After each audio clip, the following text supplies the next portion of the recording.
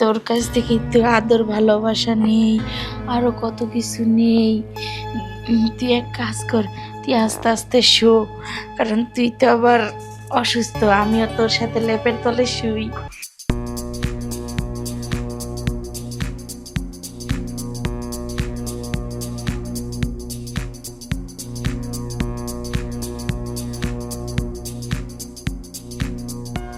শেখর, ওর তোর ওষুধ নিয়েছি আর পানি নিয়েছি, একটু আস্তে কষ্ট করে। এমন অবস্থা হয়ে রয়েছে, পাউডিরে দিছস একবার অ্যাক্সিডেন্ট করে প্যারালাইজ বানায়া। এখন নিজে না পারস লড়তে, না পারস করতে, নে ধর। আরে ধর।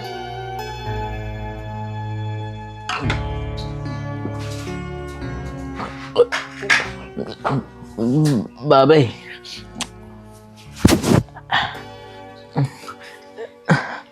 সৈকত, তোর কি আগের থেকে ভালো লাগে? এই যে ওষুধ পানি খাওয়াইতেছি, এখন কি লড়াচড়ার কিছু বুঝোস? হ, এখন একটু সুস্থ সুস্থ লাগে।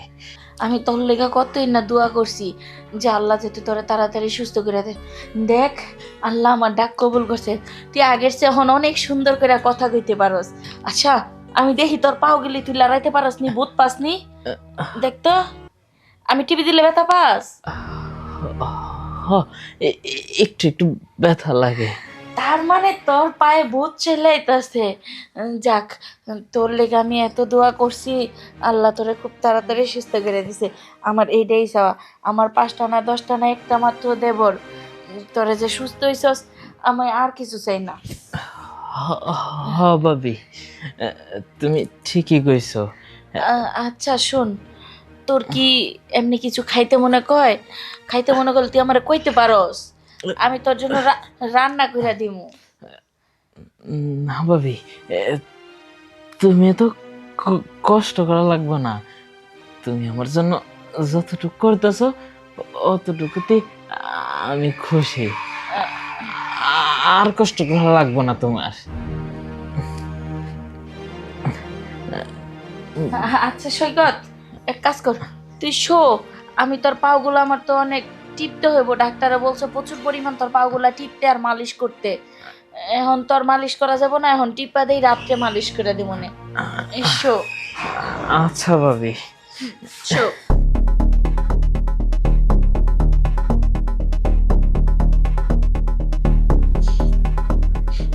ভাবি একটু উপর দিকে, হ এইদিকে।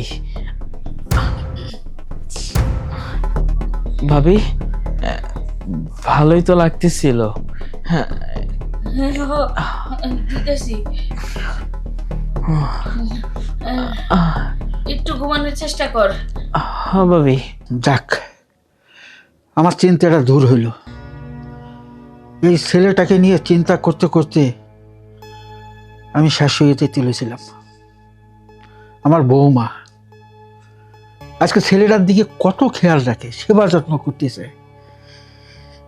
যাক, বৌমার সেবা দেখে আজকে খুব ভালো লাগলো। আজকে যদি ওর মা থাকতো বেঁচে, এরকম সেবা করতো। যাক, আমার ছেলেটা যদি সুস্থ হয়ে যাক, তাহলে অনেক ভালো হবে। এসব দেখতে আর ভালো লাগে না। অনেক কষ্ট পাচ্ছে ছেলেটা, অনেক কষ্ট পাচ্ছে। এরকম বৌমা জনই মানুষের ঘরে ঘরে থাকে, কত আপন করে নিছে আমাদের। যাই, হাত মুখটা ধুয়ে আসি।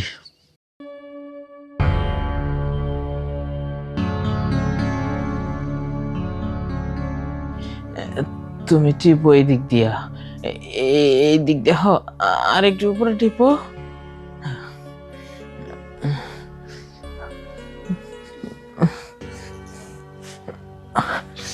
আরে কি রে? না ভাবি, ও মনে হয় ব্যথা পাইতেছস এই জন্য। ঠিক আছে, তাহলে তুই ঘুমা, আমি যাইতাছি। ভাবি যাও না, যাও না তুমি। আরে ভাবি, কইতে কইতে চলে গেল গা। সবে মাত্র জ্ঞান ফিরবো ফিরবো ভাব, কি সুন্দর একটা মালিশ দিতেছিল, ভালোই তো লাগতেছিল। আবার আসুক, এইদিকেই মালিশটা করাবো।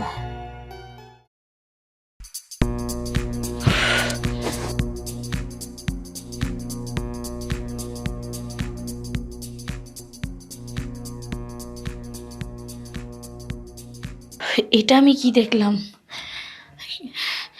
তার মানে আমার দেওয়ার এখন পরিপূর্ণভাবে সুস্থ হয়ে যেতেছে।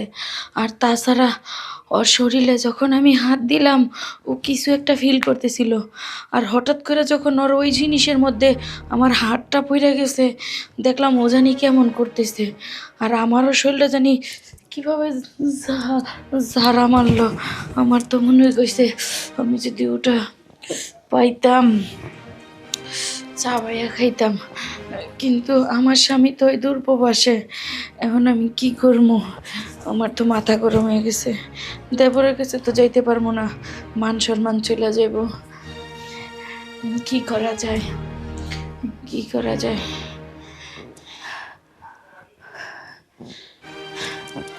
না, দেখি আমারই কিছু একটা ব্যবস্থা করতে হবে। সৈকত, সৈকত, উঠ, এদিকে ঘুর, আয় উঠ। সৈকত, খাবার খাইতে হইব, এইভাবে তো শুয়া থাকলে হইব না, বুঝছ না? খাবার খেতে ওষুধ পানি খাইতে হইব, তোর শরীরটা তো আগে সুস্থ করতে হইব। দেখ তুই আগের থেকে কত সুস্থ হয়ে গেছস। ভাবি, ঠিকই কইছো। তুমি যদি আমার সেবা যত্ন না করতা, তাইলে তো আর আমি এত সুস্থ হইতাম না। সবই তোমার। বুঝতে পারছি।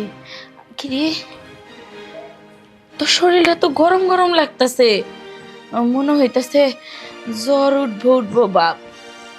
না ভাবি, জ্বর উঠবো না, আমার শরীর ঠিকই আছে।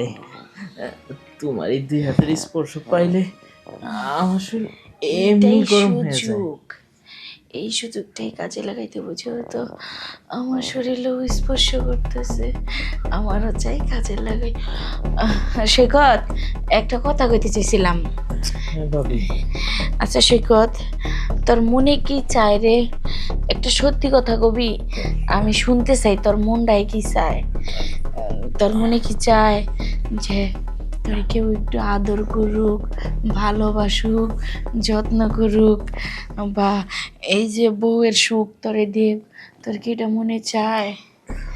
হ্যাঁ ভাবি, আমি কি আর ভাবে কই, অসুস্থ হওয়ার পর থেকে তো কোনো মেয়ের কাছে তো চাইতেই পারি না। তার মানে তুই অন্য অন্য মেয়ের কাছেও জাতি? আরে দুষ্টু। আচ্ছা শোন, তোরে যদি এরকম সুখ, তোরে পাকা পাকা পেয়ারা খাইতে কেউ দেয়, তাহলে তখন তুই কি করবি? ভাবি, তুমি যেভাবে বলতেছো, মনে হয় তুমি আমারে এগুলি খাওয়াইবা। ধর আমি তোরে খাওয়াইলাম, তখন তুই কি করবি? কি করবো মানে কি? তুমি শুধু একটাবার আমার এটা খাওয়ার সুযোগ করে দাও, দেখো আমি এগুলো কিভাবে খাই। সত্যি? ভাবি, আমারও না অনেক দিন ধরে মন চাইতেছে তোর কাছে আহি, তোর কাছ থেকে একটু আদর ভালোবাসা নেই, আরো কত কিছু নেই। তুই এক কাজ কর, তুই আস্তে আস্তে শো, কারণ তুই তো আবার অসুস্থ, আমিও তোর সাথে লেপের তলে শুই।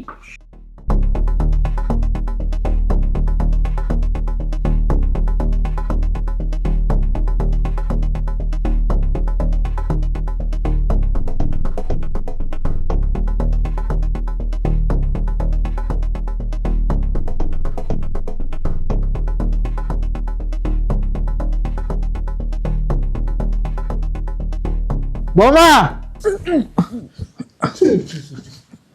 এগুলো কি করছো? হ্যাঁ?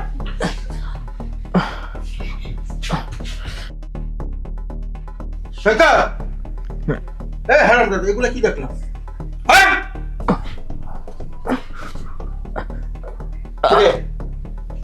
হারাম দাদা, এগুলো কি দেখলাম? আব্বা আমার বক্তাছ কে? বাবা, ওরা বকতেছে কেন? ওরা একটু মারলে গো। হাজির কোথাকার? আমার কি দোষ? সব তো ভাবি করলো।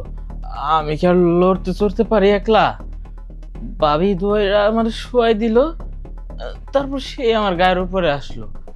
আমার কি কোনো দোষ আছে? এই চুপ থাক। দোষ কার না কার এটা সব দেখতেছি আমি। তুই ঘুমা।